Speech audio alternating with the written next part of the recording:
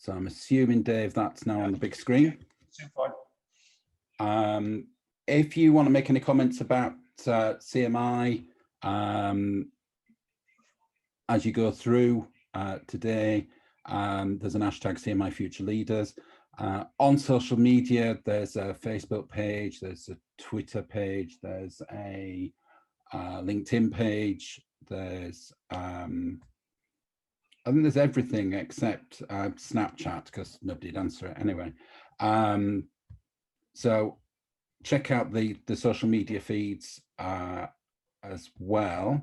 I'm just trying to get my phone to come up. That's good. So let's kick off. Who are CMI, first of all? CMI, as I said, is the professional body for leaders and managers in the UK. It also has representatives across the world: Canada, Australia, New Zealand, the Far East, the Middle East, some of the African countries partner with CMI. So CMI is seen as a global professional body. Its vision is to create better led and managed organizations.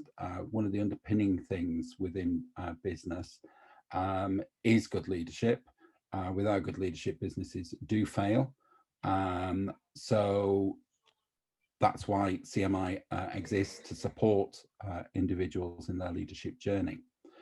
The mission is to increase the number and standard of professionally qualified managers and leaders. I'll talk more about that as we go through. And the purpose is to turn what is commonly referred to as accidental managers into conscious leaders. And these could be in business, in education, and to inspire people to become more skilled, confident, and successful managers and leaders.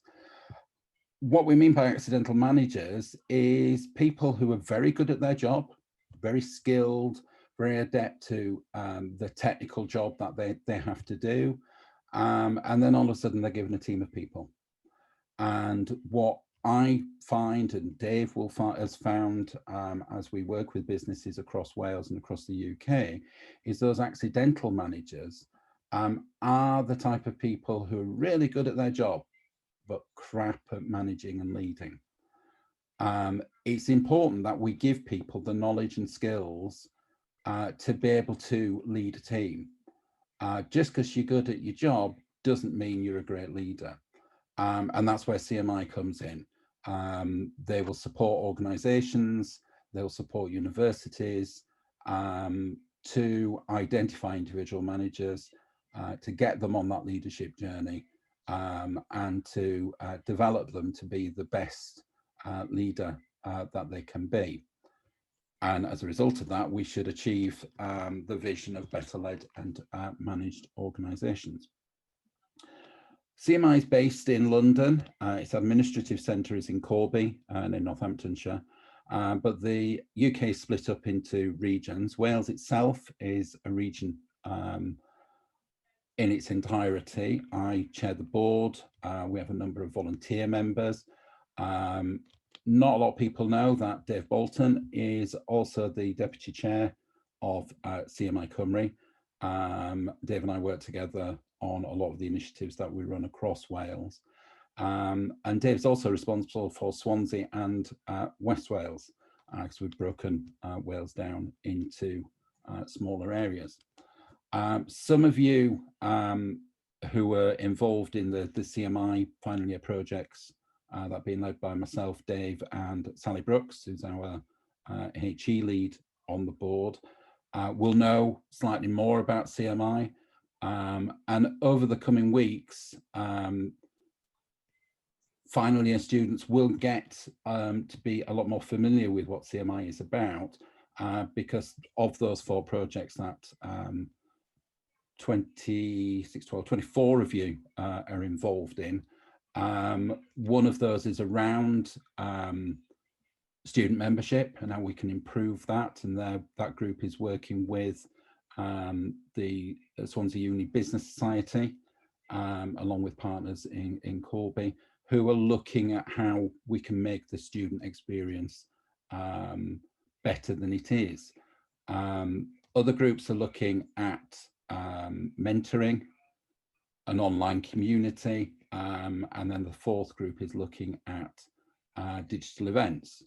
So how we can engage with student members and paying members who are out there in business, and how we can connect the two. So you will hear more of CMI in coming weeks. So this is just a very quick overview. So why are CMI and Swansea in partnership with each other? The program that you're on, the business degree that you're on, has been mapped across and dual accredited by CMI. So as well as getting your degree at the end of the year, you will also get a professional CMI qualification. So you will get a level 5 certificate in business management. So that demonstrates not just that you've got a degree, but that degree is a professional qualification. So it gives you that opportunity to show to employers that you have a professional qualification, not just an academic qualification. What's the difference? The professional qualification demonstrates that you can actually put that knowledge into practice, which is the reason why we support Swansea in these final year projects, so that you have an opportunity to demonstrate what you've learned over the 3 years with a live project. So not just with CMI, the other projects are the same. And it's those projects that actually give you the marks to be able to obtain that CMI level 5 qualification. Gary, should we ask the question now about, shall I open the poll about membership? Excellent, excellent timing, Dave. How many of you think that you are already a CMI member? So if Dave, can you open the old poll?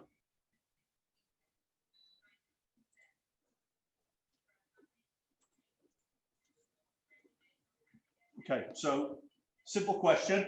Are you a member of CMI? One Can person you see that, Gary? I can see that on the screen, yes. So we had 5 people respond. 9, 10.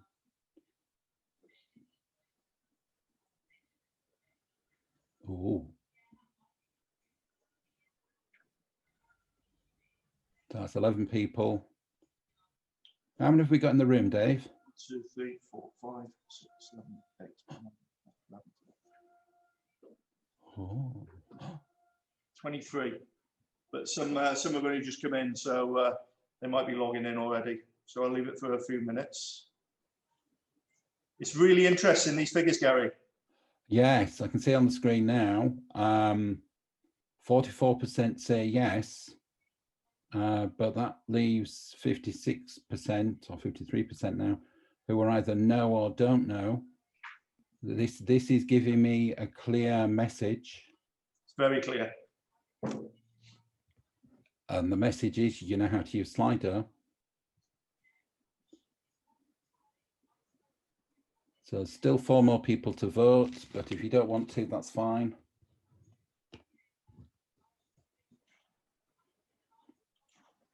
Okay, so we'll close that there. Yeah, 47% say yes. 50% say yes. Well, that's good. I feel happier now it's 50%. 50-50. Yeah. So if we go back to, can we go back to that slide, Dave?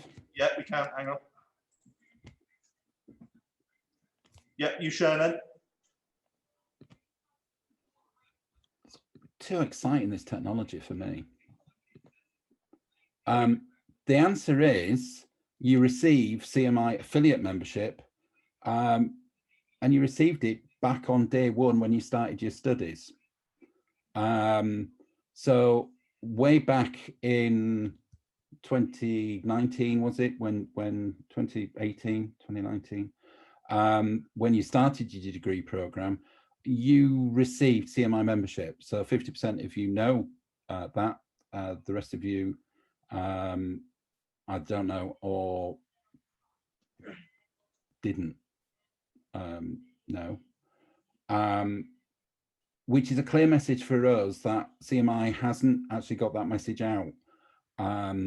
So what happens with CMI and CMI accredited programs is somebody from our central team in London or Corby comes along to the university, does induction, usually in those first couple of weeks when you've started at university, where all you're interested about is when are you going to get your next cup of coffee, or the next chance to have dirty fries across at the tavern.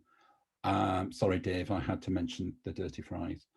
And we mentioned membership, we mentioned all this stuff about CMI, and then there's no follow-up. We don't tell you anything else. Now, we've learned from that, and the last couple of years, we as a Welsh board have been more directly involved in what happens. So last year, we did do some inductions, and we had some final year projects, and we tried to get some communication out across the student community. And just as we were getting going, we were struck down by COVID. So things went a little bit quiet. So those of you who are already members of CMI, which is all of you, one of the key things is that CMI membership gives you access to the resources of the Institute, which are designed for students, designed for the likes of me who leadership coach or work with people who need to refine and refresh their leadership skills. And they're some of the most comprehensive resources that are available. And I'll come on to those at the end of this presentation. I'll introduce you to some of the stuff on the website very quickly. You're part of a CMI community. The student community has its own LinkedIn pages on CMI, on LinkedIn.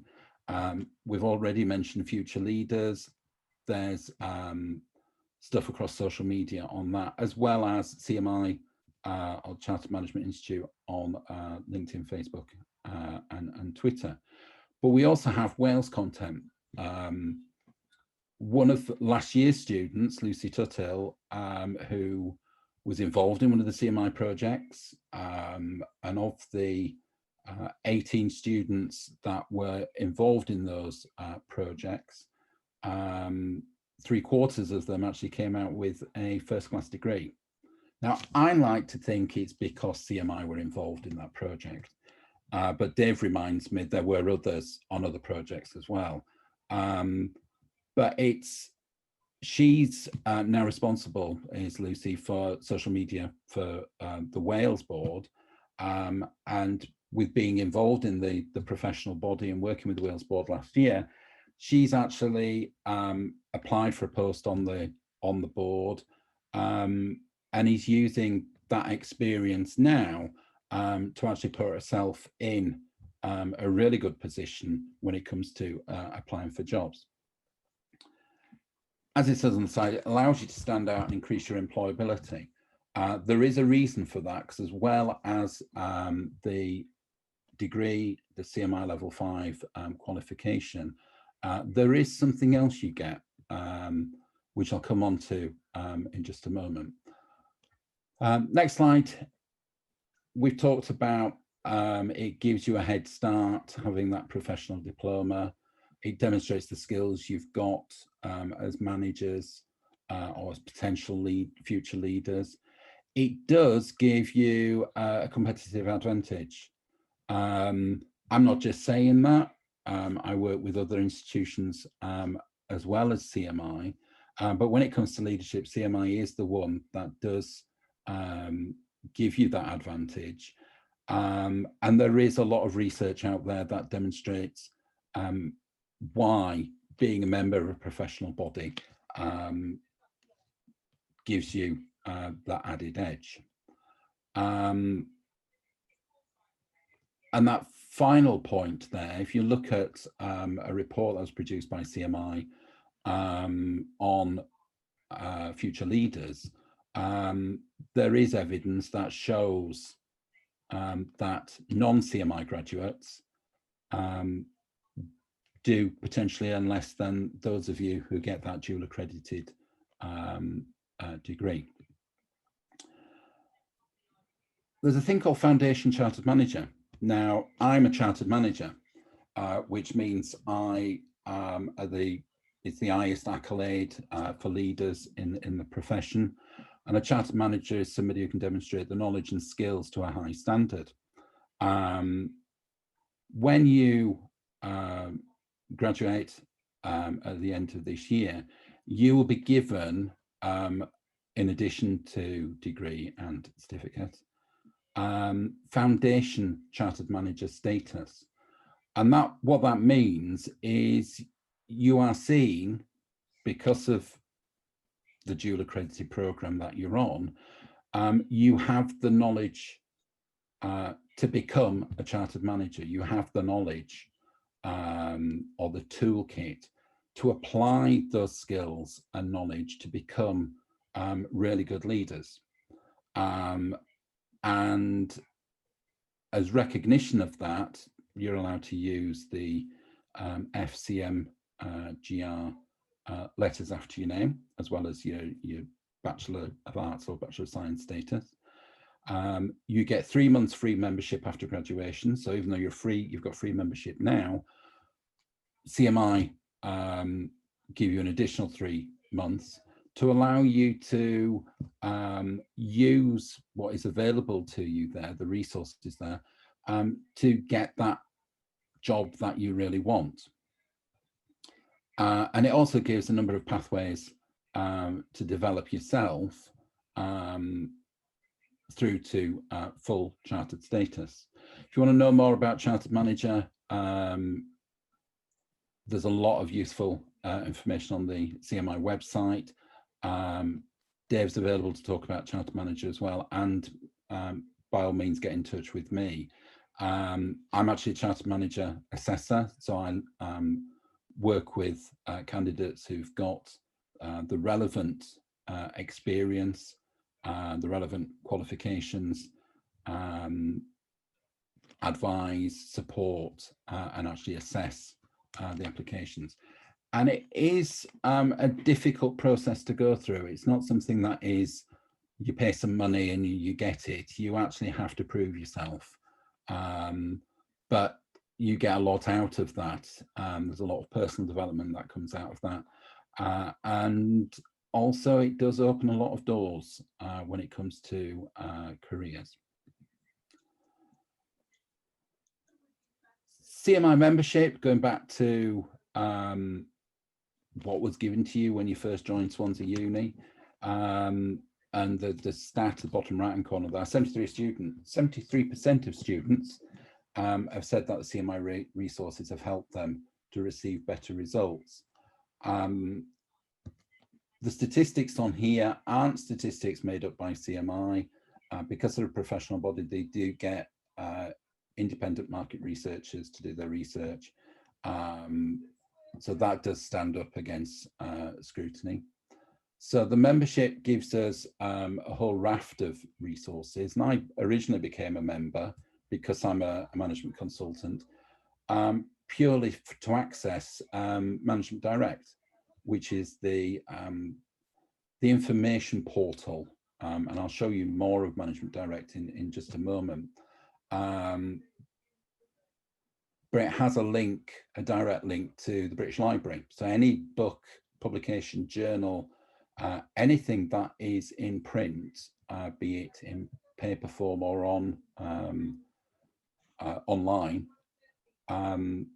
has to be registered or should be registered with the British Library.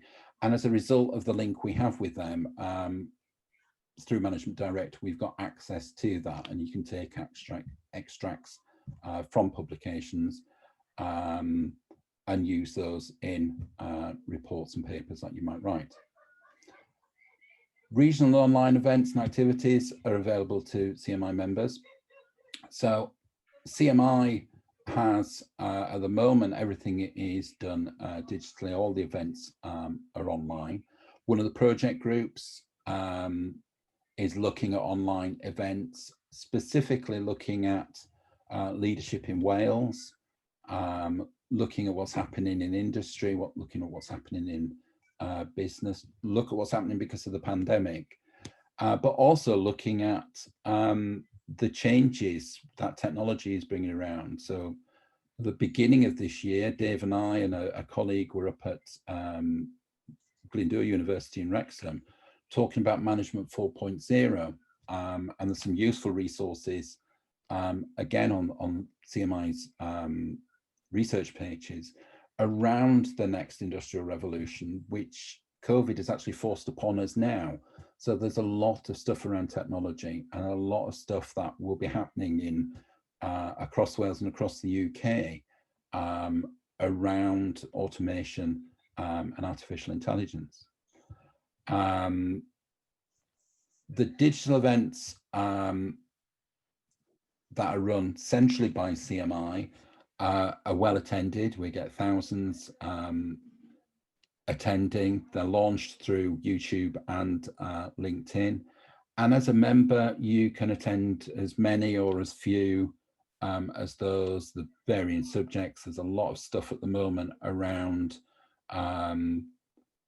women in leadership roles and also race, which are two of the CMI communities that I mentioned, was mentioned there. So we have race, women, student community.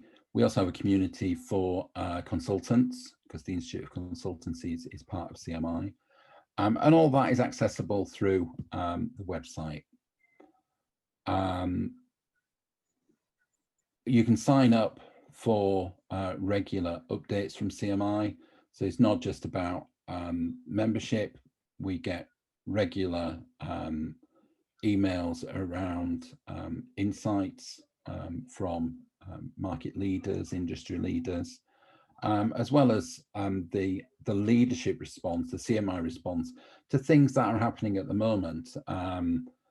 It says there current affairs. The majority of stuff that we hear in the news is around the pandemic. And at the start of the pandemic, CMI actually produced a Better Managers Manual, which was something we were producing, and Dave and I have had input into this. So the Welsh region has been involved in it.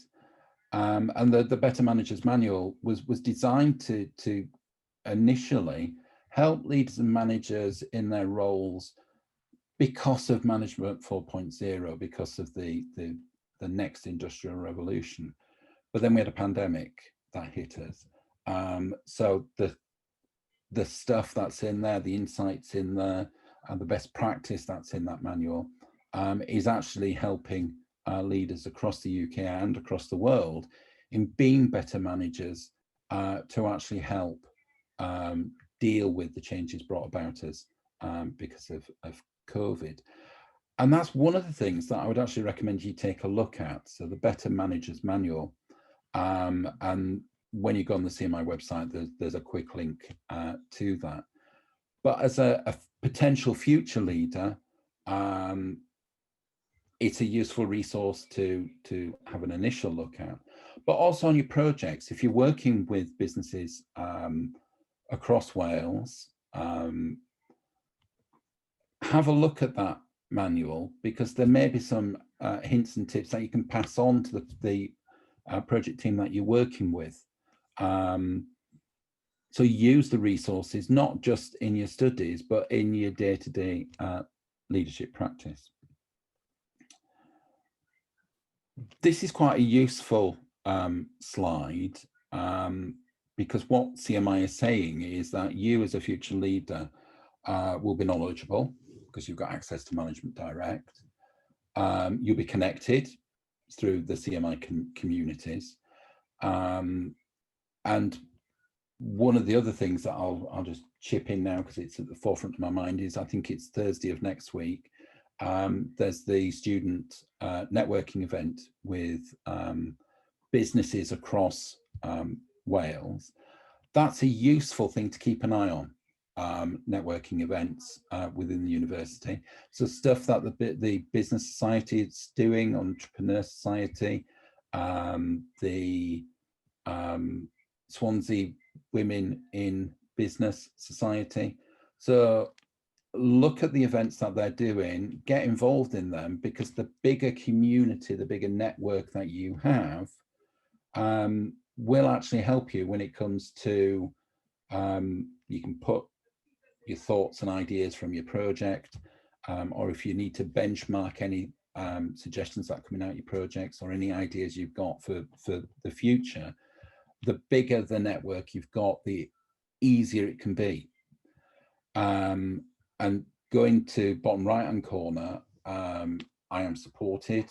Mentoring opportunities. One of the groups, one of the CMI project groups is looking at mentoring.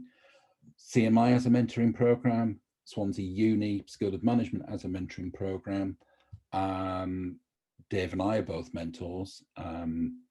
Dave's a bit more expensive than me because he's got a bigger caffeine addiction than I have.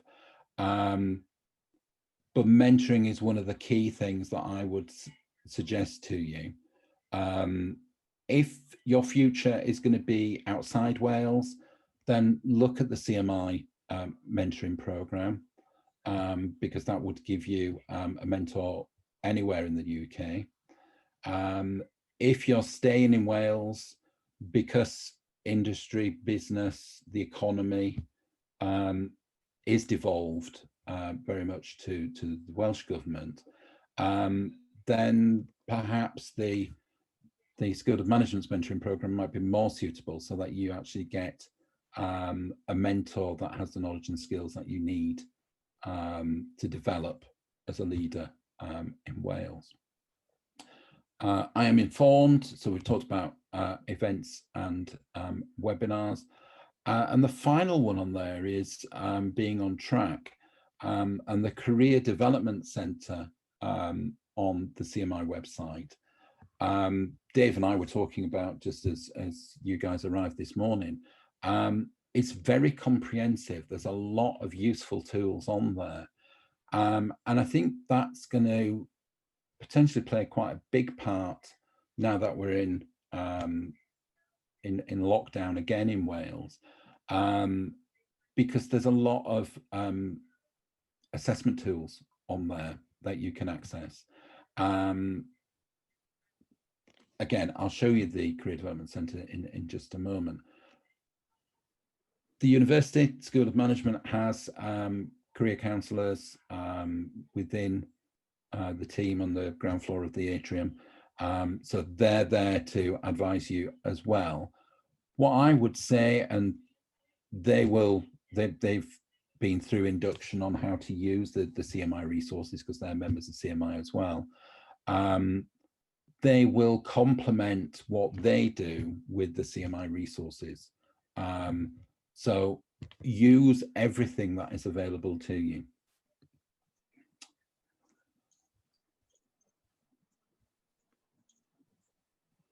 As a student on a CMI accredited program, CMI has a virtual engagement plan. I just wish they wouldn't type stuff so small. So we start off there with wave one, which is inductions, and we do that at the beginning of each year. So not just in year one, so that you can forget about what it is we've talked about. We're doing that now at the beginning of each academic year, just to remind you that CMI is part of the course. It's part of the membership, is part of your degree program. Wave two is more detail about using Management Direct, and also the Career Development Centre. So there will be webinars later this year, beginning of next year, around the resources that are available to you. And as I say, I'll touch on those shortly. Wave three is around mentoring and networking. The work that the CMI project team at Swansea Uni is doing this year around mentoring is actually going to inform that package of workshops. One of the things that they're looking at is how we can improve our mentoring process within CMI, how we can work better with the university, so we have a joined up approach when it comes to mentoring, but also looking at something called reverse mentoring. If you want to know more about reverse mentoring, Google it. I'm not going to steal the thunder of that project team, but that's an interesting initiative that's been taken forward. And also we've got some work coming along around CVs, personal statements for job applications, and that's based around the Career Development Centre. And then finally, when it comes to the end of your academic year and the end of your degree programme, we have the wave 4, which looks at what you need to do to become that great leader in industry, if that's your chosen path. And there is a structured approach on how CMI can support you over that first 3 months after you've left uni. So to bring us to the end of this part of the presentation, it is very much about being part of a community. It's not just about Swansea Uni. All the universities in Wales are part of the CMI family, as well as a lot of the universities across England, Scotland and Northern Ireland. So it's a useful opportunity to network with other students. Shall we see if there are any questions, Gary?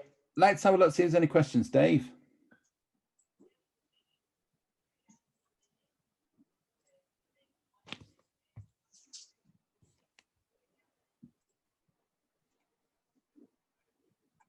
Okay, so we do have one.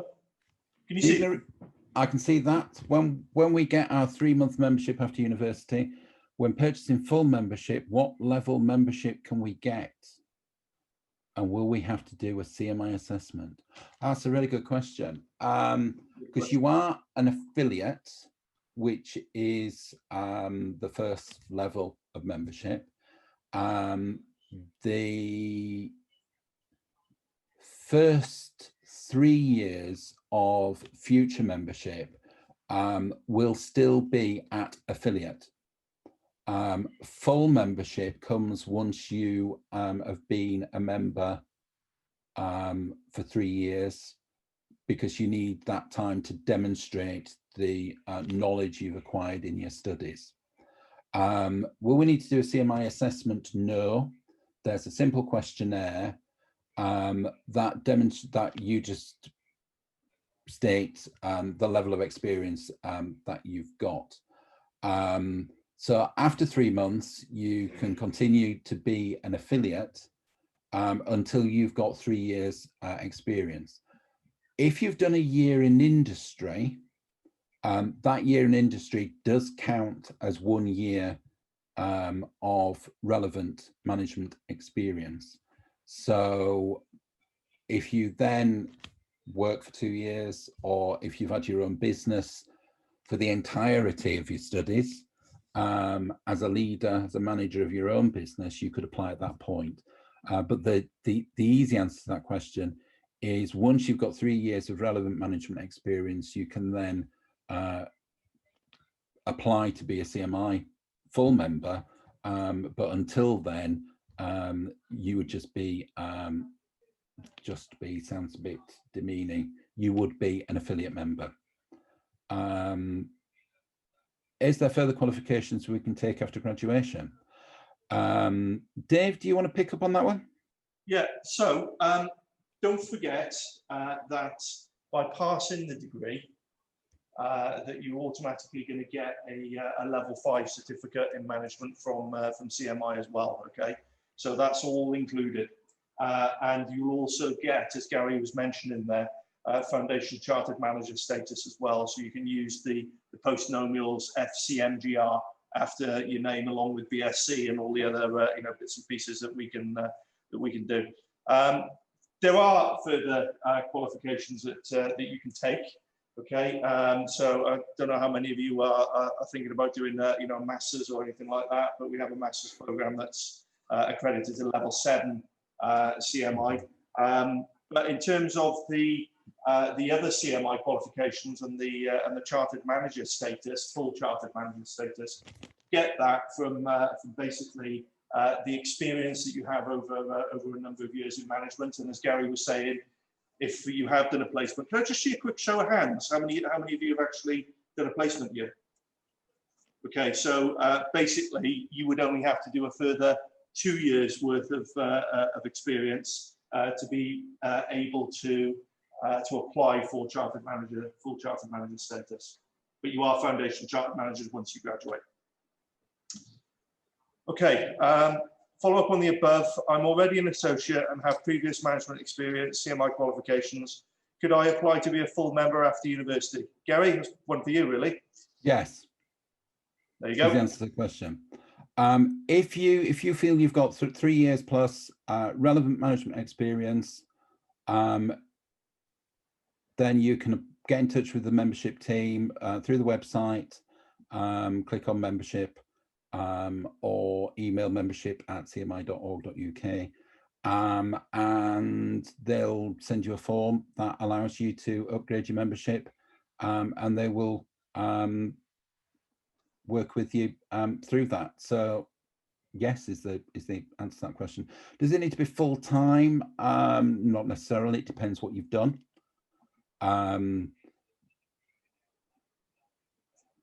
Part-time experience can be included. I only work part-time. Some would say Dave only works part-time, but oh, you're a funny guy. Yeah, I do my best, Dave. So the answer to that is yes. We don't discriminate part-time from full-time.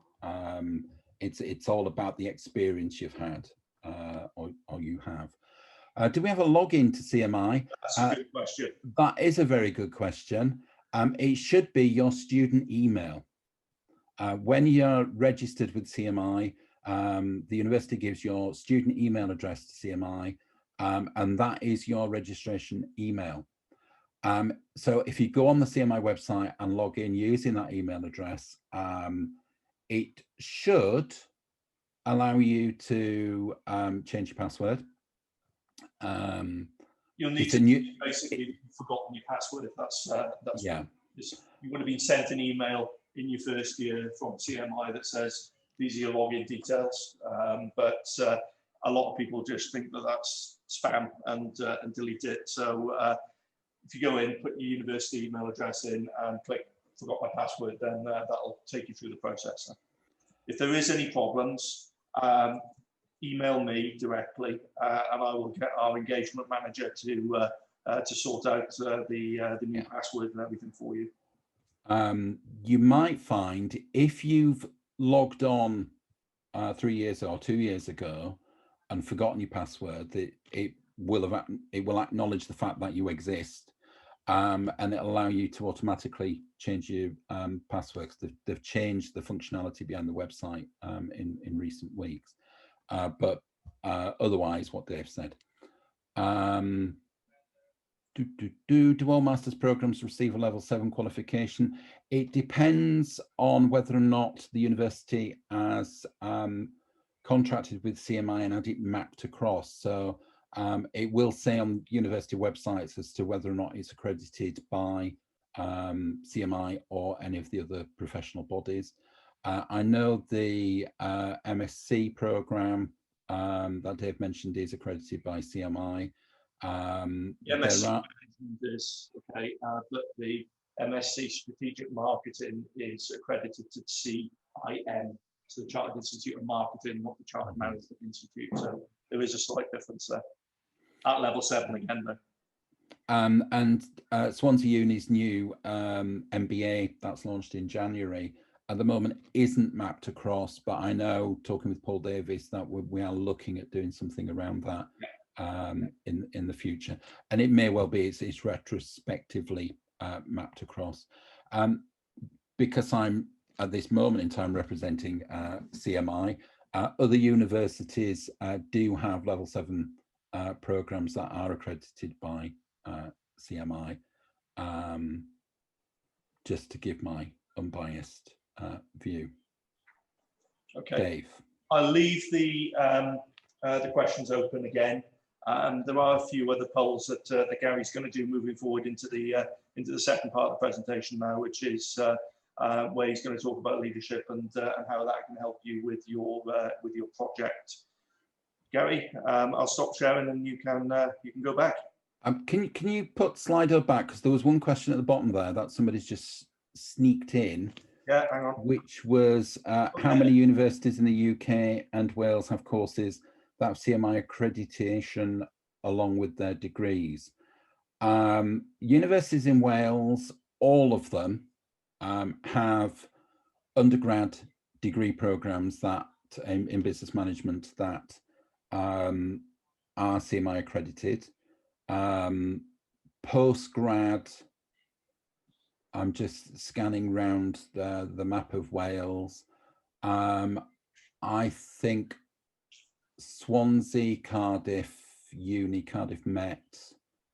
I think it's only Glyndŵr that hasn't, isn't it? Glyndŵr does. Aberystwyth doesn't. University of Wales, Trinity St David's doesn't. Bangor does. Glyndŵr does. Cardiff Uni does. Cardiff Met does.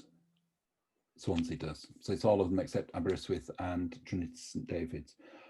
Across the UK, I don't have exact figures, but there are a big percentage of universities. The big group, the Richmond group of unis,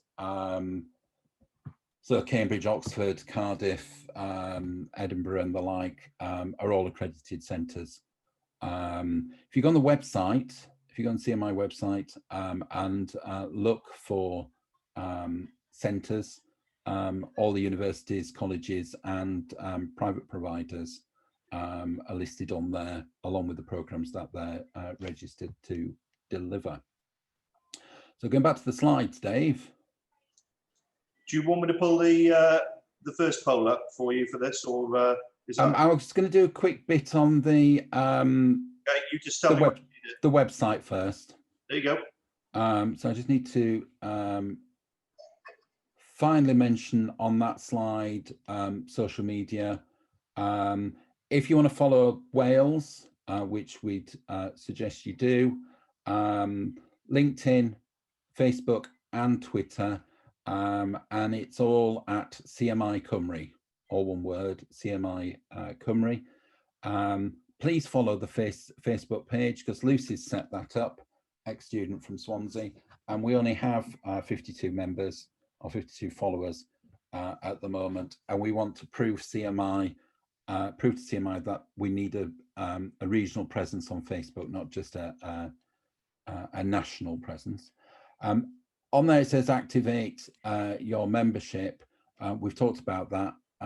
Go on the website, put in your student email address, and then follow the links. It says there register for the next session. If you go on the events page on the website, there's plenty of events coming up. I'm just going to come out of that and go on to the CMI website, if I can find the right, yeah, that's the CMI website. When you first log on to managers.org.uk, you need to actually go on to the little person, top right hand corner, click on that and log on, because what that does is gives you your account.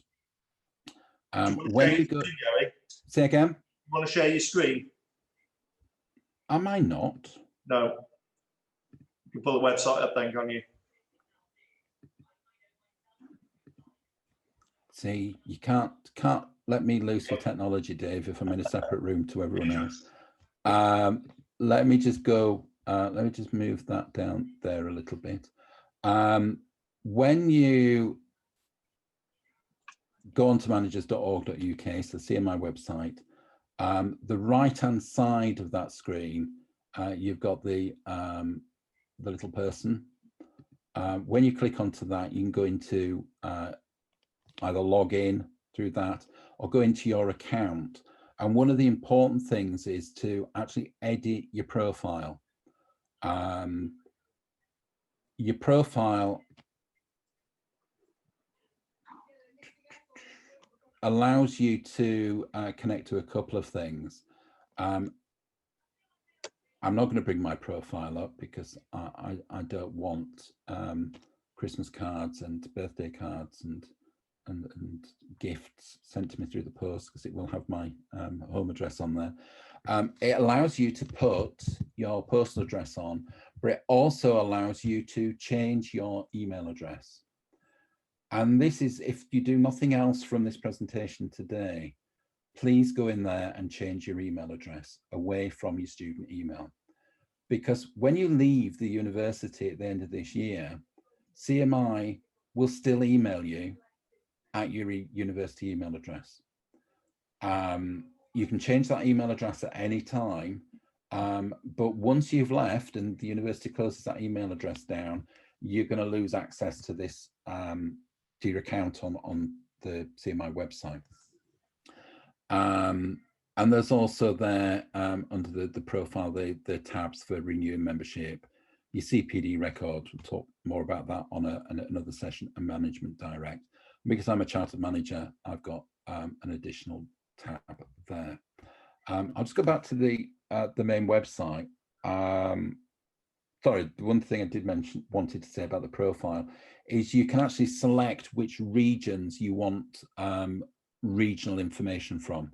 So it's useful to actually tell through the profile, tell CMI that you want information from Wales or from the region where you normally live when you're not studying, so that when you're at home, you're getting information about what's happening in your area, and get involved in activities in both. And I know some of the Swansea students have actually gone home and are joining through Zoom links to lectures and the like.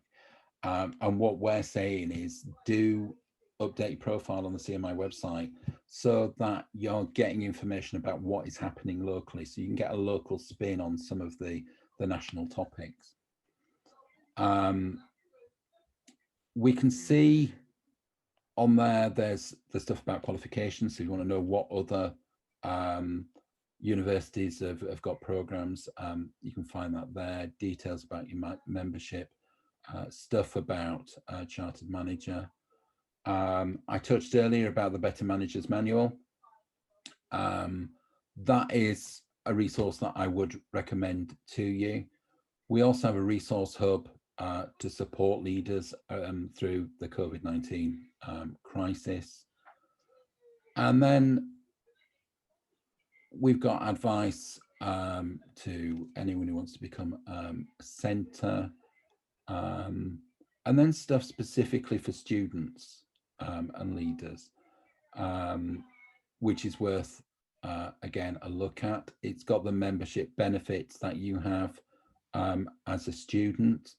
And again, it's those lovely people we saw on that slide earlier who were supported, connected, informed, on track and knowledgeable. But this time it gives us links to managing mentoring. And if you think CMI mentoring program is the one that you want to be involved in, it's worth having a look at that and actually joining, signing up for that. You do need to log in to the CMI website before you can actually log into CMI mentoring. It's a two-level security thing. There is a useful digital brochure on CMI mentoring, and I know one of the project teams is looking at mentoring, and they've actually found that brochure quite useful, because it does go into more detail of what mentoring is and the benefits of mentoring. And there we've got the options of being a mentor or a mentee. Now, I mentioned reverse mentoring, and and I'll give it a plug again, worth having a look at, because you might think that you can only become a mentee, so you have your own mentor, but you have knowledge and skills that could actually make you a mentor. More of that as we go along in future events. Connected, we've got the link to the events page there. So the majority, in fact, all the events at the moment are online.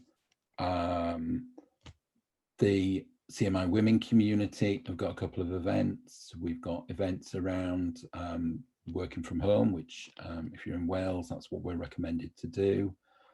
And also has the links back to the supporting research that we have for those events. Just said, there aren't just 4 events planned. It's a massive rolling program. Some of them being delivered by the regions, and we've got an event planned for later this year where we'll actually be looking at ecosystems and business tribes around Wales, and looking at how we can start working differently on the back of the pandemic, but also on the back of Management 4.0. I'm informed, so we've got knowledge and insights there, which comes up eventually. So practical advice, guidance, news, that's the page that you want to be looking at fairly regularly to see what the latest thinking is in leadership and management.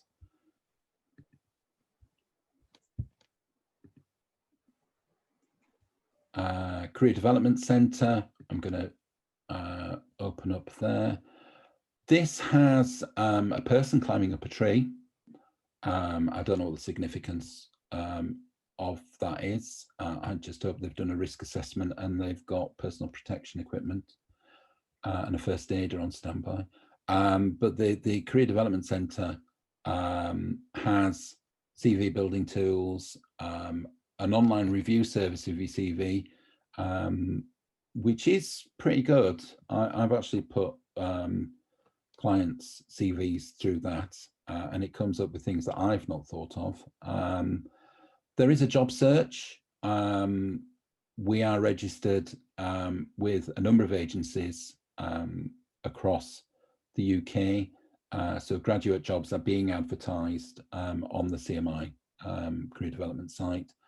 The mentoring page launches from there. And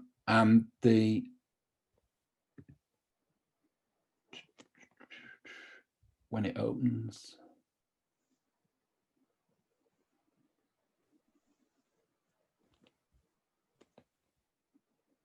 there we go.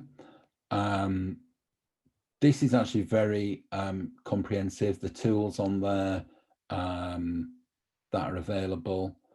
There's a lot of self-assessment tools, and when we come on to the next part of the session, self-assessment is one of the key things that I would recommend to you at this stage and throughout your career, to continually look at the knowledge and skills that you've got and look for that continuous professional development.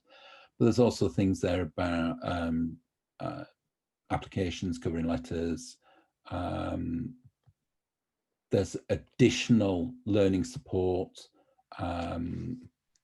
advice, guidance, industry reports, tools. We've mentioned job search.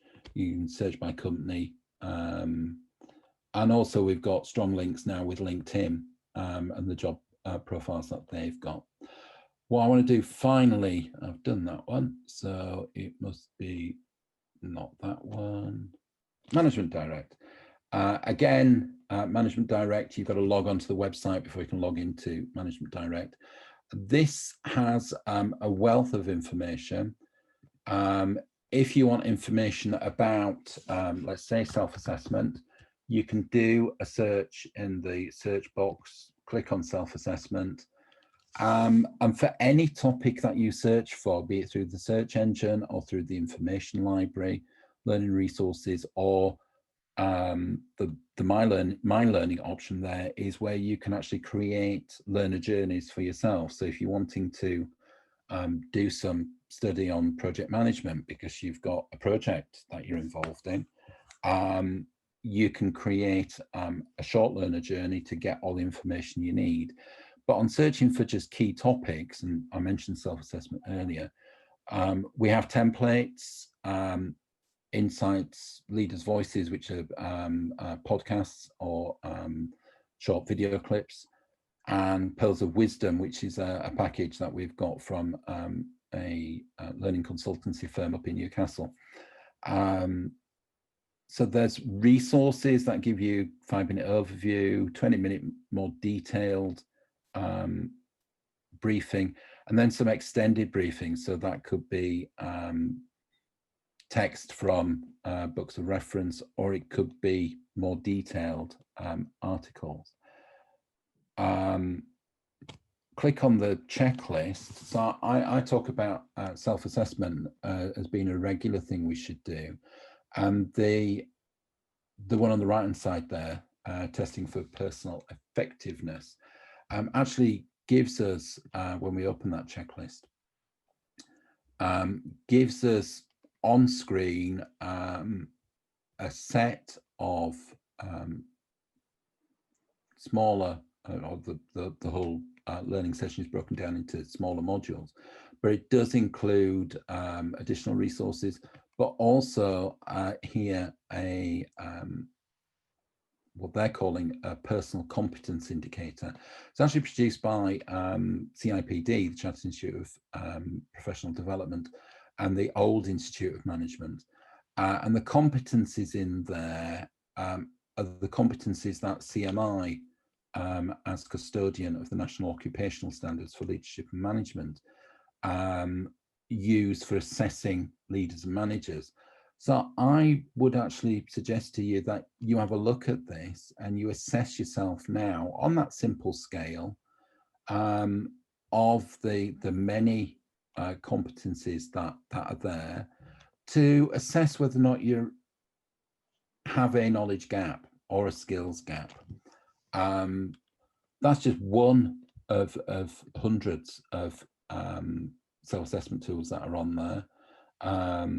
Those of you working on projects, which is all of you, there is a conducting a risk assessment for your projects, which you should do if you haven't already. So that again is a useful resource to look at.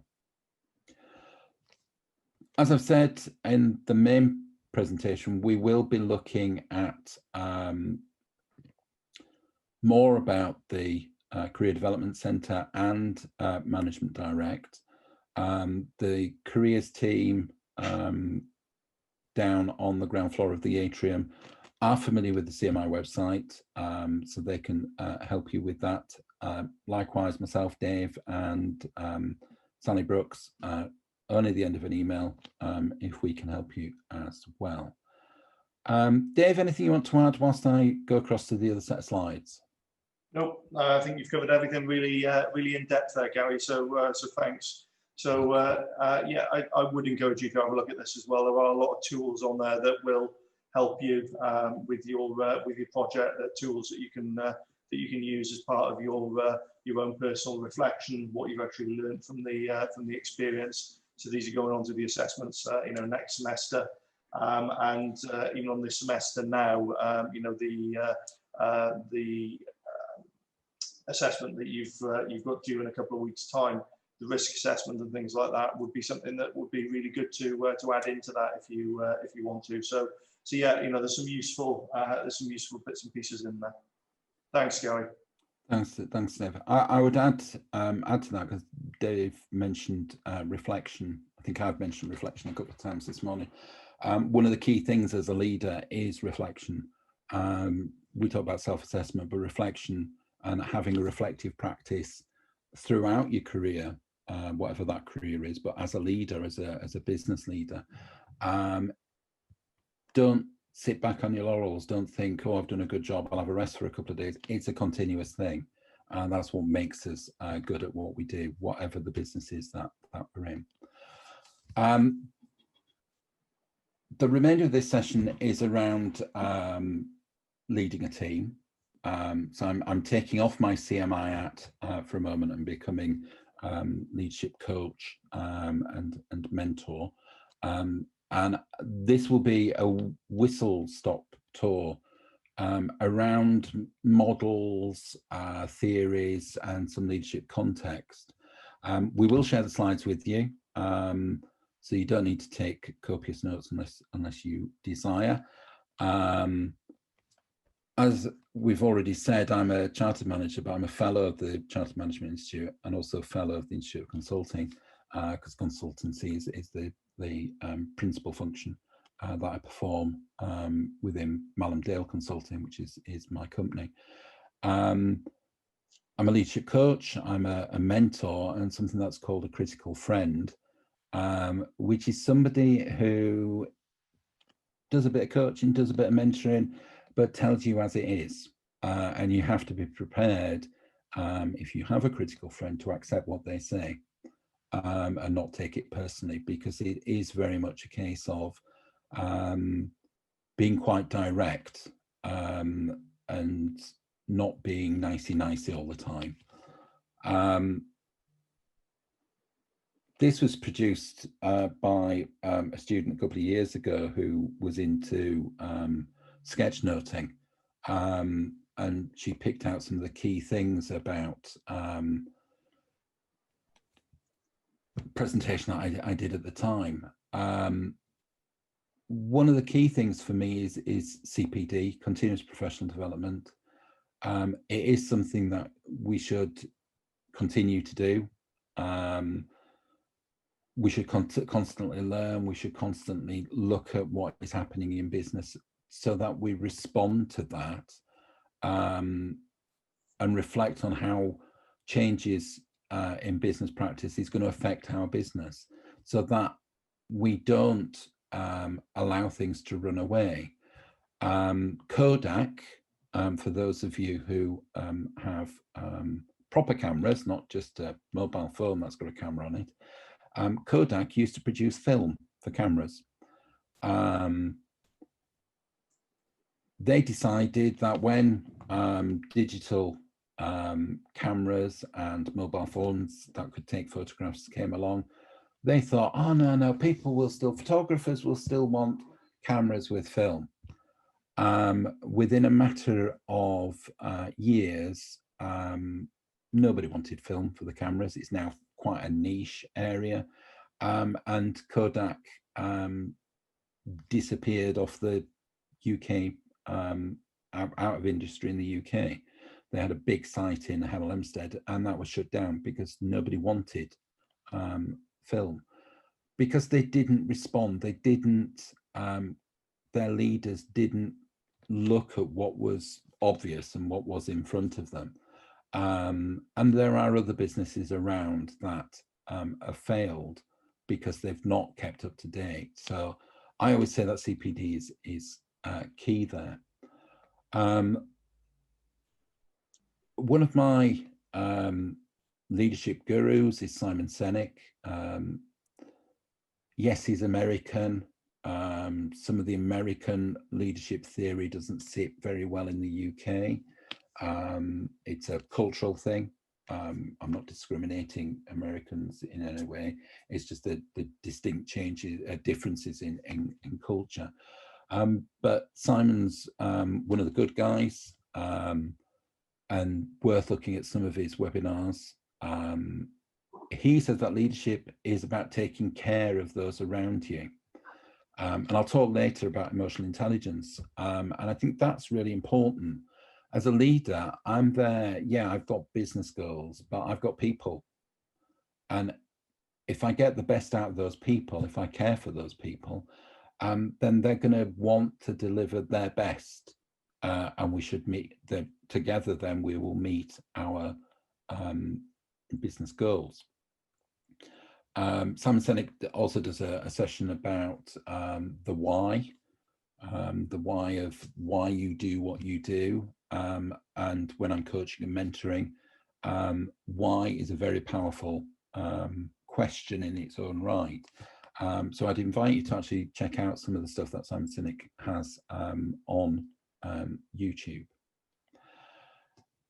The sketch note there also, on the left-hand side, leaders share the vision with their team.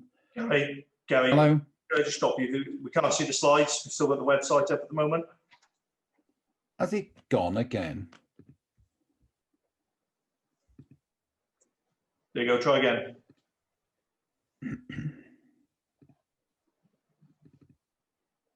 There we go. Yeah. Right. So this is this sketch note that student did a couple of years ago. So down here on the left-hand side of the middle, we've got Simon Sinek. We've got the bit about leaders of visionaries. We should be looking at where we want to be in 3 to 5 years' time and actually sharing that with our staff so that we bring people along the journey with us. And then we've got the behavior of ineffective managers. Control and command does not work. There is a time, should I say, when leaders need to be quite direct to get a job done, but all of the time just doesn't work. And during this presentation, we've already mentioned self-assessment tools. Evolution is something that I think is links with your CPD. You need to evolve the business that you work in, and challenge how you look at things. Always look at things from a different perspective. You never know what is around the corner. One thing that is for certain, change is always around the corner. So this session, we're going to look at the challenges faced when we're leading teams, including getting people to work with you. We'll also look at managing conflict, because I think this is something that could crop up during the final year projects. If you disagree with each other and the direction that you want to work in or go in with your projects, I'll touch on how you can deal with that. And there's a paragraph there that I've put up, which says the principal skill in leadership is the ability to lead one or more people to achieve a desired income, which is absolutely right. But leading teams and managing conflict within a group is a skill. It's learned through experience, but understanding the tools and techniques to achieve that is part of leadership development. So having those knowledge and skills from the start will help you as you go through your career. As with any learning session, we've got learning outcomes. Recognize key leadership theories and identify different leadership contexts. Identify the tools and techniques to effectively lead and manage others, and demonstrate an understanding of conflict management techniques. So by the end of that, by the end of this session, we should achieve that. To put this into context, you've got your final year project, usually a group of 6 people. Who's leading that project? It might be a democracy. You might be working in collaboration with each other, but do you have a leader? One thing, as I said, is key here, and that's managing change. COVID-19, we didn't expect. The fact that we're using Zoom for virtually everything, or other online applications are available. We didn't expect to be in the position we're in now. I thought that I'd be in the room with you now, or in the Great Hall with 200 students delivering this session, not delivering it 4 times this week and recording today's. So the session is very much around some skills, some knowledge, some theories to help you with your final year project. Mention change, and I mention change for a very good reason. It's constant, it's there all the time. Every time we open the door, something will happen that makes us do something different. The projects that you're involved in will involve change. And it's important that you understand how change affects people in different ways. If you Google the psychological change curve, you'll come up with something similar to this.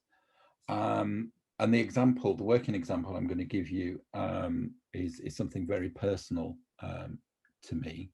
The up and down axis is performance, so high performance, low performance, and the left to right axis is time. So this is me running to the kitchen. I get to the biscuit tin and suddenly realize my favorite biscuits have been changed. I've got an option. I can take a running jump and run over the pit of doom, over to the other side, accept the fact that my biscuits have gone, but demonstrate commitment to my wife's choice of new biscuit and move on. But because of lockdown, I've got used to having the same old biscuit every morning with my cup of coffee. And I enter the pit of doom. I'm in denial. I fear that the changing biscuit could be the first thing. She might change the coffee that I drink. I then suddenly become resistant to the change and quite angry. Depression steps in, and there's one of two ways I can go. I can just roll over and die in the pit of doom, or I can come up with a transforming idea. And that could be simply, well, let's try this new biscuit. It might be all right. I know it's not going to be as good as the old one. So we go into the exploration stage where we're looking at this new biscuit and actually it's not too bad. I can then accept the change, commit myself to the new biscuit and move in. So that's a very simplistic example of how change can affect people psychologically. But if that initial changing event was, we're going to close down the business, or we're going to change the way you work, or we're going to give you a new computer system, or because of COVID, you're going to work from home for the next 3 months, 6 months, 9 months, 12 months. Everybody will go through that change curve in one way or the other at varying speeds. A lot of people will accept lockdown and working from home very quickly. Others won't. And the same applies if you're changing process, if you're changing the way we work. So I would, if you've not already looked at the theory behind change, I would look at that and look at what you as a manager and as a project team can do to minimize the impact of change as part of the recommendations in your project. Also, being in a project team, we've got Belbin's work on team roles. Again, with this one, I'm not going to go into a great deal of detail because I'd suggest that if you don't know the rest of your team, that perhaps you should do the Belbin team role questionnaires, which are available online, to look at what the strengths are within your team. And there's a number of elements, as you can see there, and it's usually practical to play to people's strengths, but you might be a resource investigator who actually wants to finely tune their role as a completer finisher. So you might want to use your role within a team to develop new skills. But it's worth looking at, because if your project team doesn't have any team workers in there, you're all coordinators or resource investigators, then you've got to have at least somebody in one of those roles, at least somebody in the coloured segments. So you don't need a shaper, completer, finisher, and an implementer. You should have a nice blend of those. Play to people's strengths, but you need to identify whether or not your team is fully equipped to be able to take the role forward. So again, useful to look at. We're going to do a poll in just a moment, but the rest of the next segment of the session is around leadership and management, and what's the difference between the two, and when you should lead and when you should manage. So I'll ask Dave to bring up the next poll. We should be, what is leadership?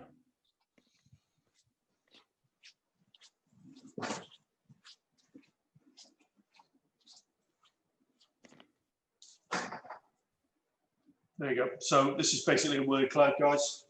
Okay, you can put as many words as you want in there. The more people who put a similar type of word in, the bigger the word will actually appear on the screen. So if you could just answer that question, that would be great.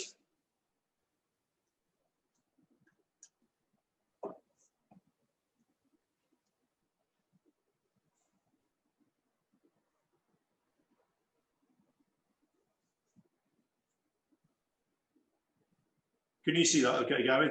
I can see that, yeah. There's some good words there.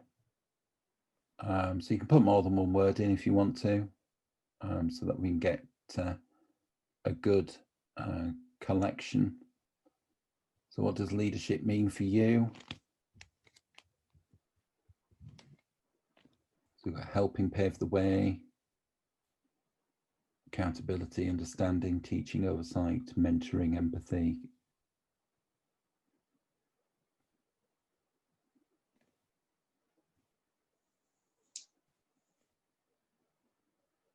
Oh, good. I'm glad somebody said coordinating. Oh, understanding.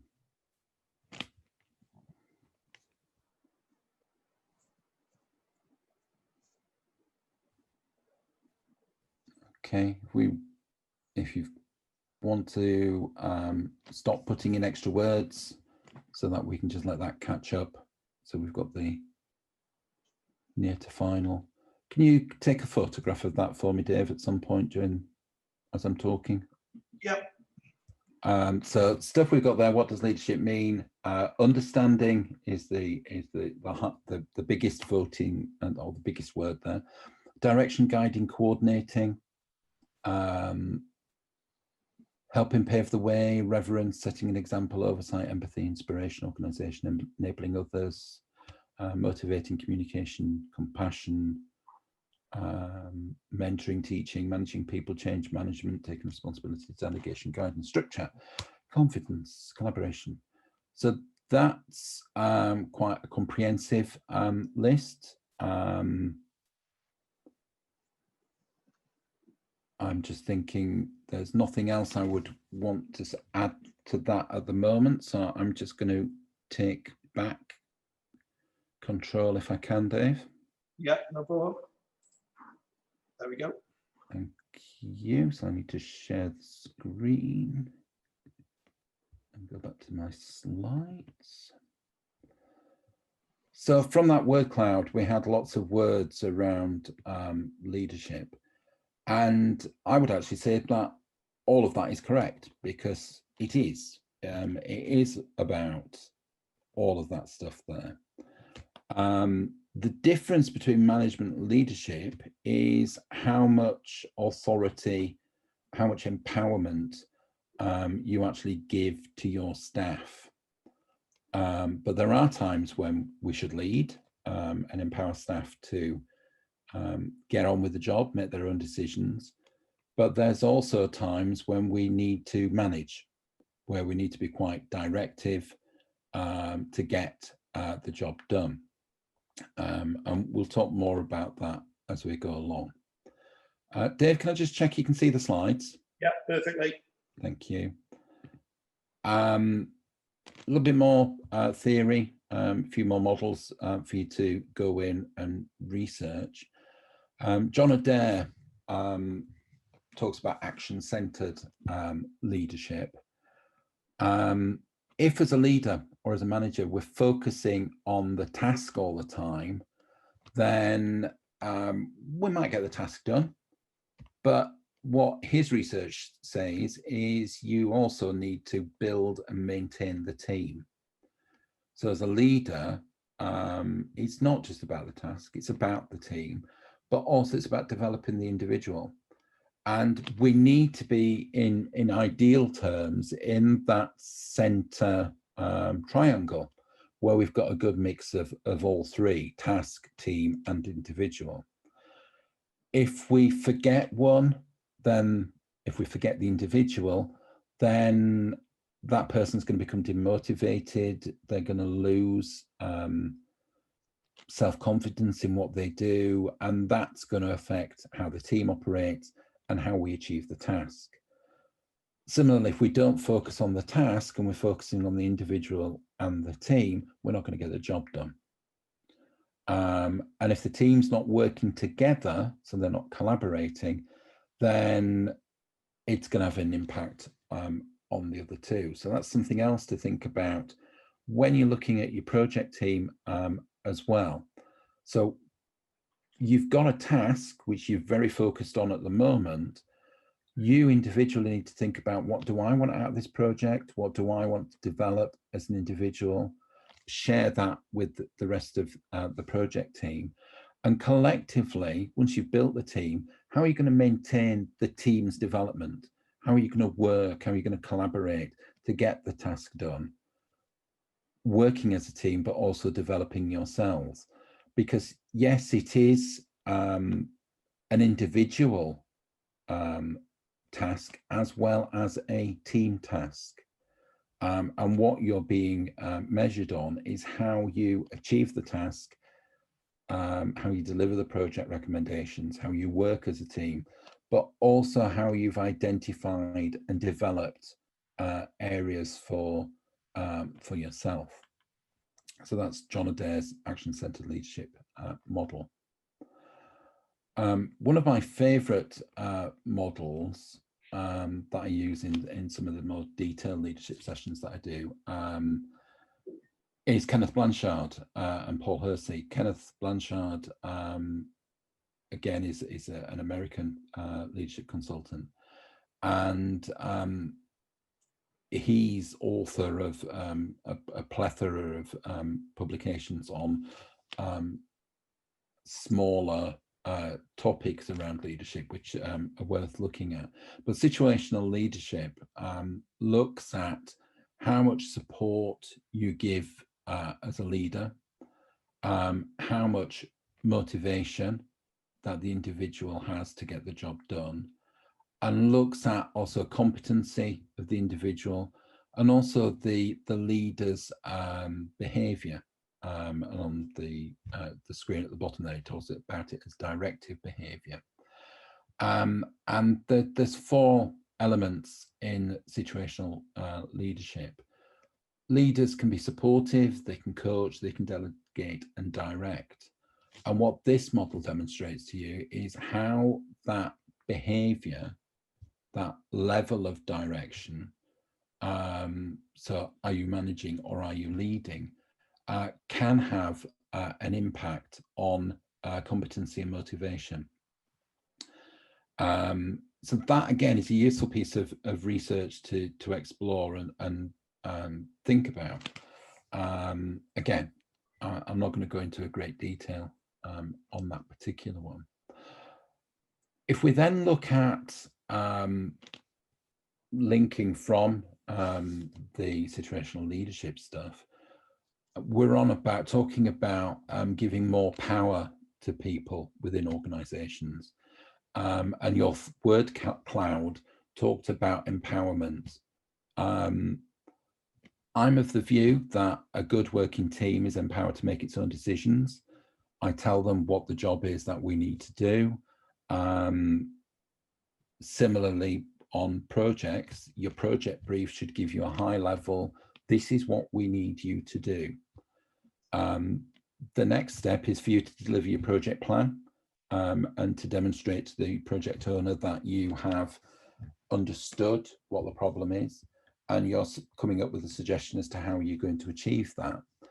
Now, dependent on the style of leadership the project owner has will depend where they are on this Tannenbaum and Schmidt's continuum. This crops up in lots of different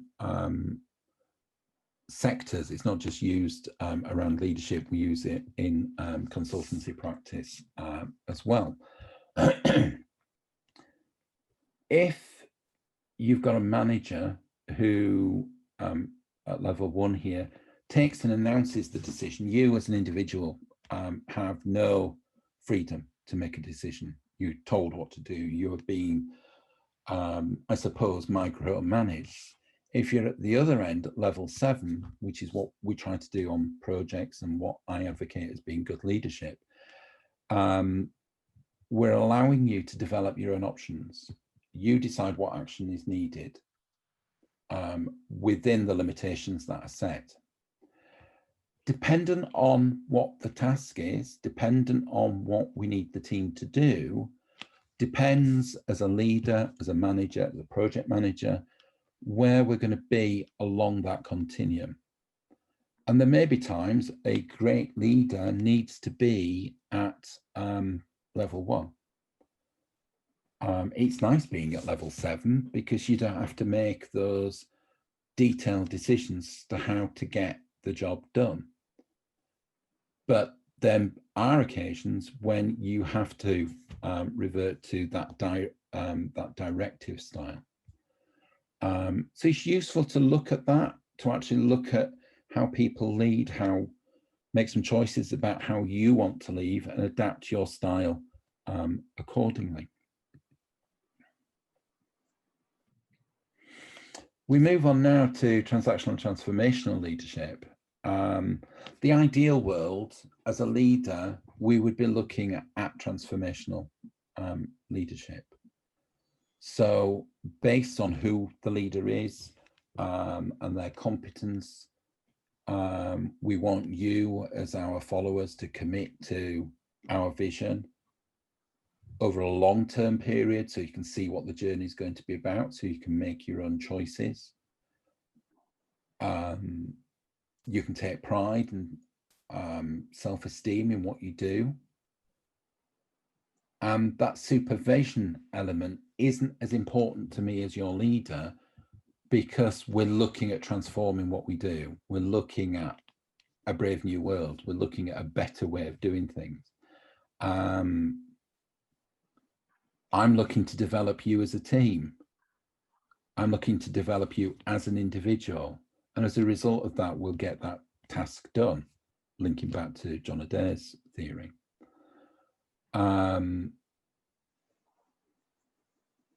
The penultimate point on there is where change occurs, and it changes as part of your attitude to what we're doing, because we have developed a set of shared values. So this is actually the transformational leadership piece, is more of a psychological approach. I'm not talking we brainwash you, because it's about authentic leadership. It's about being the best person you are to lead a team to get that job done. And the final point on there asks where the leadership is found, and it's actually found in your heart, not your brain, because it is very much about your desire to achieve, your desire to want to deliver as part of that collaborative group.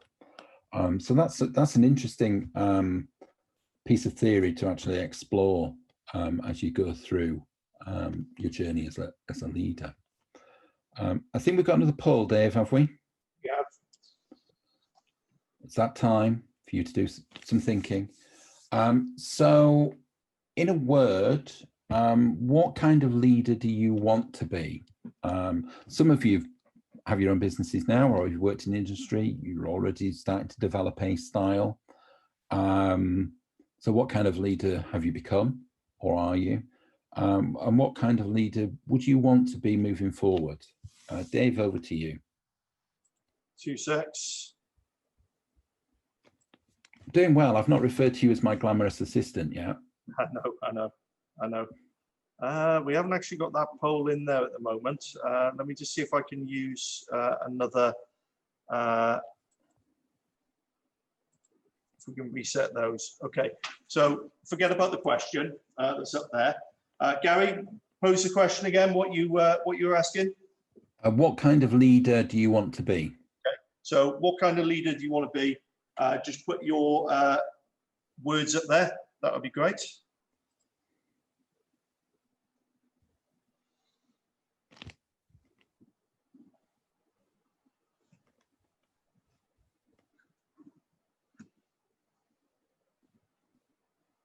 Where are these words appearing, Dave? Because I can still see my slide. Can you not see them? Hang on. Shall I stop sharing?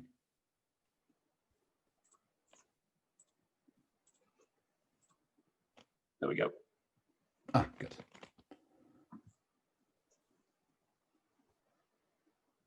Okay, who wants to be the dictator?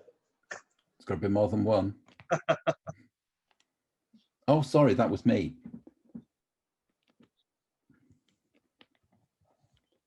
Give you another moment there.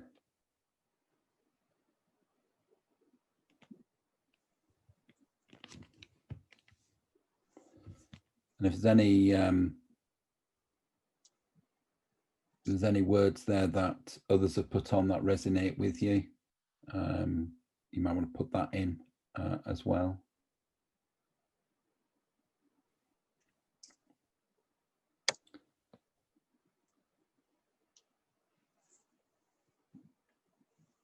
Looking at those, I'd agree with all of those. Including dictator? I believe personally that there are times when a leader has to be a little bit autocratic. Yeah, I agree. So not necessarily dictatorial, but certainly you know, a leader needs to be firm and positive about the actions that they take and the actions that the team takes. Yeah. I don't know if you agree with that, Gary. I do. If we go back to that continuum, there are times when leaders need to be direct. So being a dictator with a small d is necessary. Some would say the current leader of our current Prime Minister needs to be more dictatorial in telling the English what to do during lockdown. Very much in Wales, we are told what to do, and we understand what we've got to do. And I think it's important that if you've got to be direct, that you explain why. Communication is key, one of the key skills as a leader. So if you need to be direct and say what needs to be done, then yeah, I agree. Some of the stuff up there: empowering, inspirational, respected, compassionate, authentic, being the person you are, a great guy, stand-up guy, that's you, Dave. Hardworking, inspiring, cooperative. I've just Googled Malcolm Tucker because I'm old and I don't know who he is. Competent, passionate. So yeah, there's a good selection of words there that we would agree with. We've explained the dictator bit because there is a need there, I think. Anything else you want to add to that, Dave? No. No. Control of the screen back. There you go. Thank you. Back to the old slides. Final part of this session, what do we need in our toolkit? There's a list there of what we see as some common leadership skills. So I mentioned communication skills. We need to inspire, motivate, organize, be proactive. We're going to move on very quickly to conflict resolution now, because I think that's something we should talk about early in our leadership careers, because it happens all the time. Creative thinkers, honest, I think it's very important. Listening skills are very important. I would go beyond listening and say attentive. So actually not just listen, be attentive. Negotiating skills, be open-minded, listen to other people's views. Respect is important, and I think that is whether or not you're a leader, manager, or a member of a team, you should respect each other. Ability to innovate and plan, I think, is also key in there. I mentioned earlier on emotional intelligence. This isn't a very good slide, but perhaps you can see it much bigger. Can you see that? Can you read the middle bit, Dave? I can't see any slides at all at the moment, Gary, again. What am I like?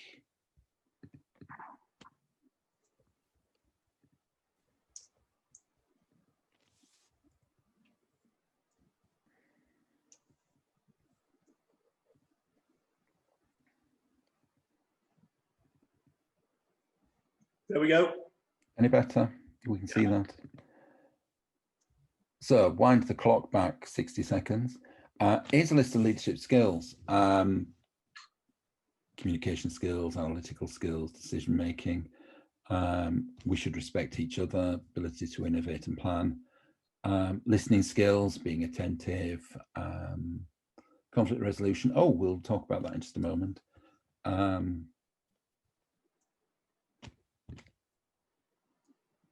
Can you see that one, Dave? Yes, perfect. Right. Emotional intelligence is something that I would encourage you to look at, because it's one of the key things that we look at in future leaders. If you ever go into a role or apply for a job which has psychometric testing involved, occupational psychologists who run psychometrics for employers do look at emotional intelligence. So they're looking at motivation, self-esteem, commitment, interpersonal awareness, decision-making, and empathy. One of the key things for me amongst all of that lot is self-awareness. If we're not self-aware, if we don't know what the impact of our behavior is on our teams, then that is going to be your failure. So have a look at the stuff around emotional intelligence. That's on the CMI website, but Google it as well. The key thing, I think, for around leadership skills is being self-aware, so that you understand that whatever you do is going to have an impact on individuals, and use the self-assessment tools. So we touched on that when I was looking at Management Direct. There's a self-assessment checklist on there that looks at the competencies you need to be a leader. So it looks at leadership skills. Self-assessment helps you become self-aware. If you don't self-assess, then you're only going to know when people fall out with you, when people leave the business that you're in, or you do 360-degree feedback and you suddenly realize that your staff actually hate you. Before I move on to conflict resolution, covered very quickly there some theories, models. As I say, we'll let you have the slide. It is worth actually, just if you haven't come across any of those, just having a quick look. It gives you some different insights on what it is about being a leader. So conflict resolution is something that we're up against all the time. I can remember two female members of my team hated each other. I didn't do anything about it because I thought, well, everybody's different. Don't have to like each other. But what happened within a matter of weeks was these two ended up having a full-blown hair-pulling scrap in the middle of the office with a public counter full of customers. We managed to break the fight up and isolate the two individuals. But all I got was, well, she started it, and I then had to look at the best way of dealing with it. I dealt with it, but I wasn't happy with the way I dealt with it. So I actually went away and actually looked at some stuff around conflict resolution. I've learned my lesson. I look at it in this particular way. And I have a very simple tool that I'm going to share with you in just a moment. If you look at Patrick Lencioni's work from 2002 around dysfunctional teams, and the book that supports this is quite an easy read and worth looking at if you can get a copy from the library. It looks at the different levels of dysfunction being around absence of trust. So if we don't trust each other because the leader's not getting them to work in collaboration with each other, a fear of conflict, lack of commitment, avoidance of accountability, and inattention to results. They're all things that you as a leader have control over. They're all things that by setting example, so going back to that emotional intelligence piece, you can role model. You can demonstrate what good leadership is. You can demonstrate what being part of a team is to avoid these levels of dysfunction. When it comes to conflict, now I've stolen this from a guy in India who is on LinkedIn, who does lots of these sketch notes where he can summarize a lot of content down to one sheet of A4. So this is based on a piece of text from a Harvard Business Review article by Amy Gallo. And he says that, or she says, Amy says, that we have 4 types of conflict.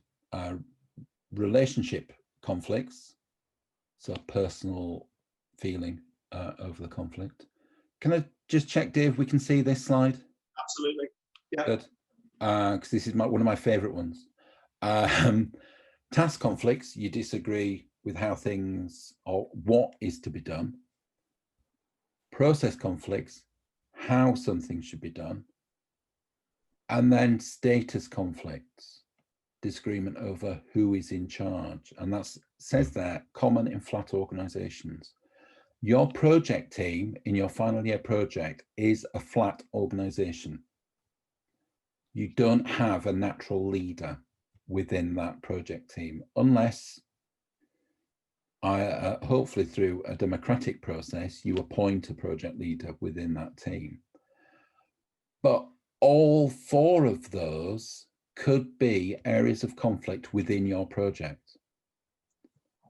If you disagree over status, disagree over the task, you've got personal disagreements, or you're not happy with the process that you're going in. And you've 4 options for dealing with it. Do absolutely nothing. Always a good one. Our conflict will just become worse and you'll just fail. Second one, address it indirectly. So a bit of passive communication, a little bit of whispering between people to try and sort it out. Or number 4, I'll come back to number 3. Number 4, you exit the relationship. You get rid of the project leader, you leave the project, or you're so unhappy, you decide that after 3 years, you're just not going to complete your degree. I would hope that doesn't come to that. ideally what we're looking at doing is looking at addressing directly the areas of conflict. And some of the top tips there that Amy suggests there is establishing a shared goal. So this is more about avoiding the conflict in the first place. So if you all have a common goal in the project to get to the end of the project, then that in itself should avoid conflict. Some of the things I've done with project teams is actually having a team charter.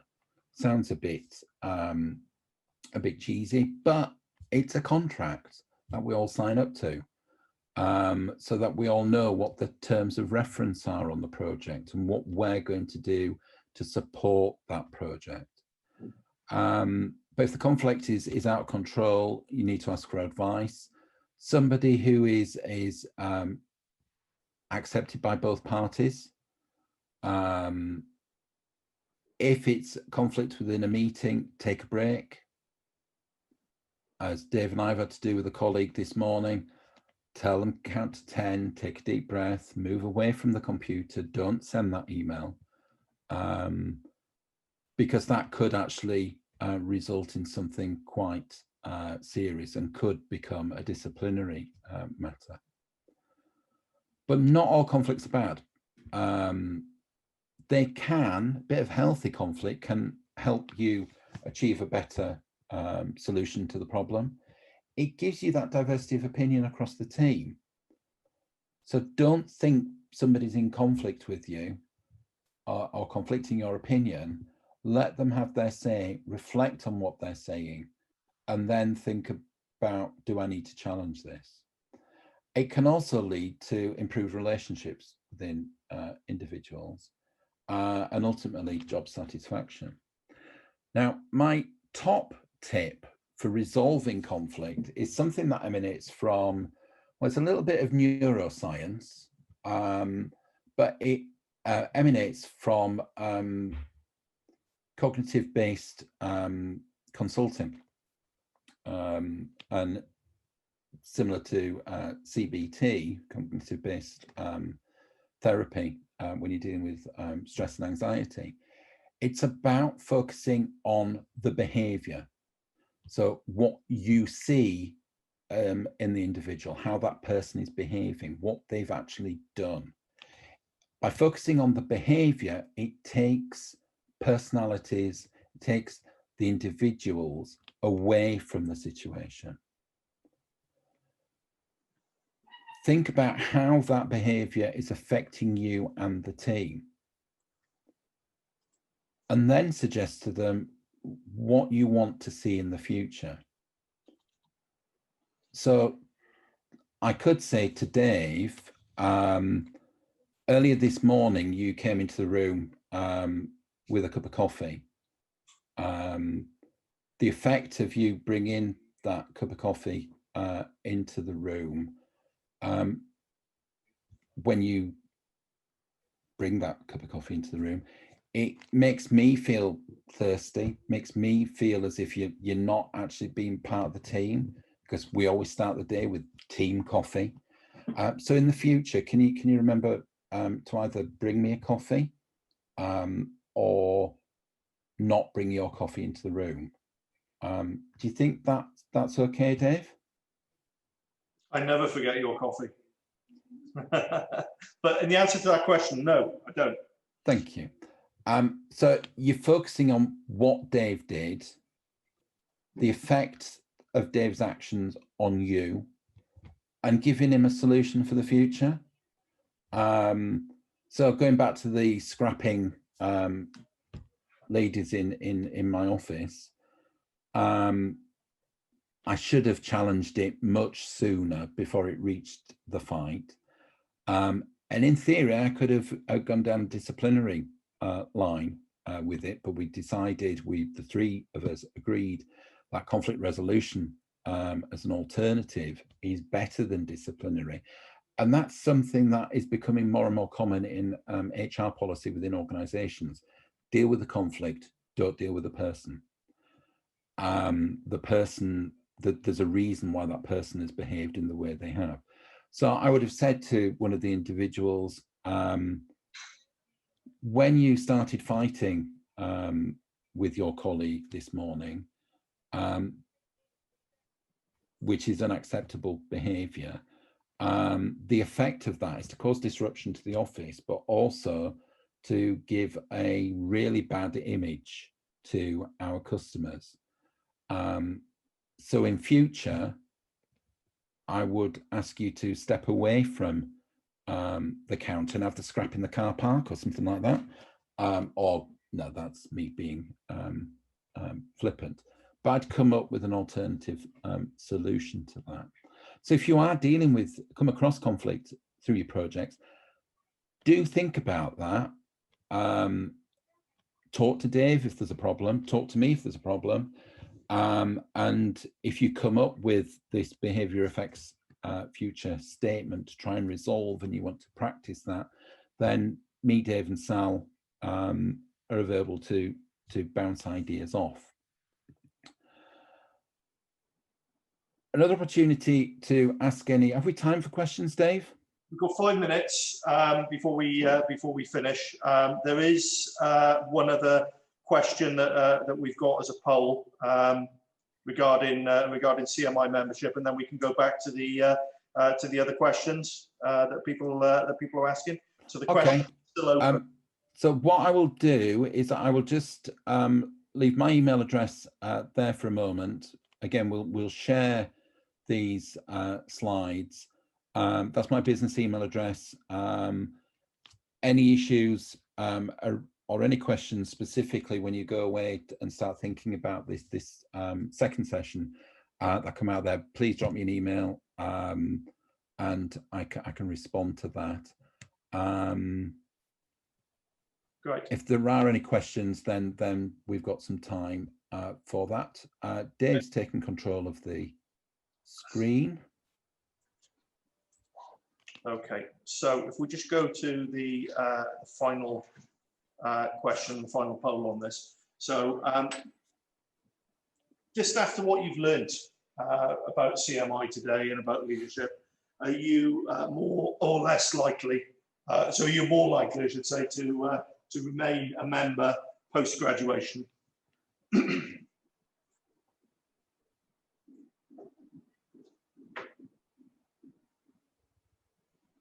We need the countdown clock, don't we? At least no one's saying no at the moment. Oh, there's got to be one. Ah, there you go. Oh.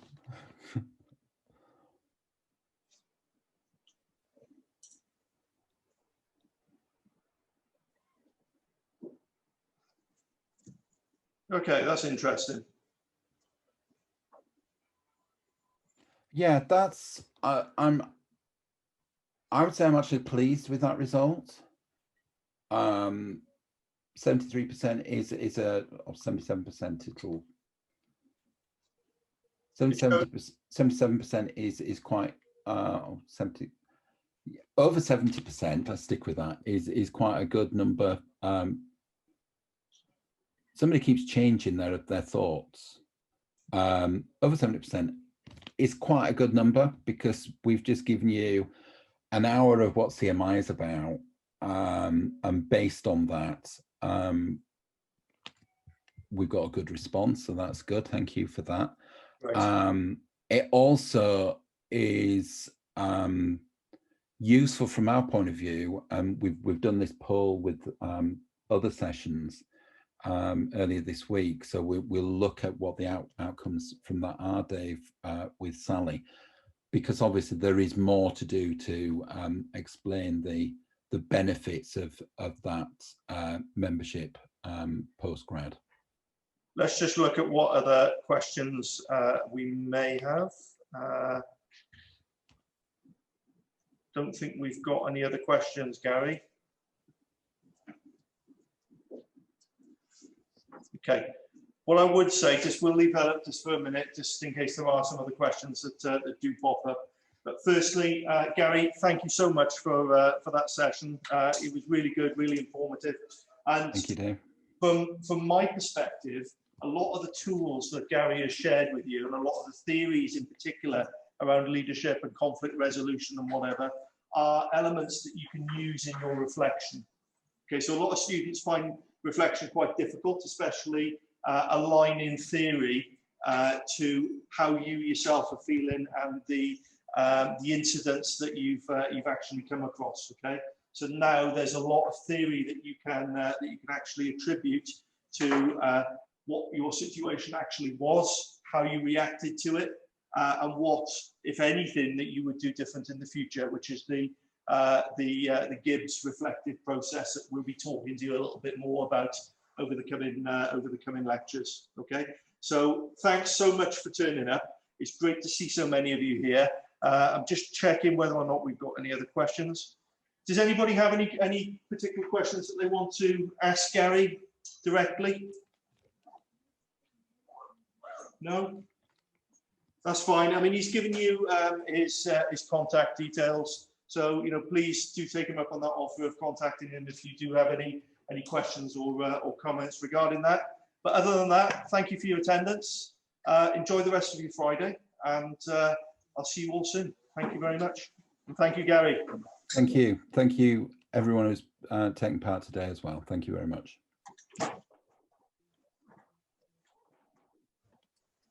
And don't forget to wash your hands.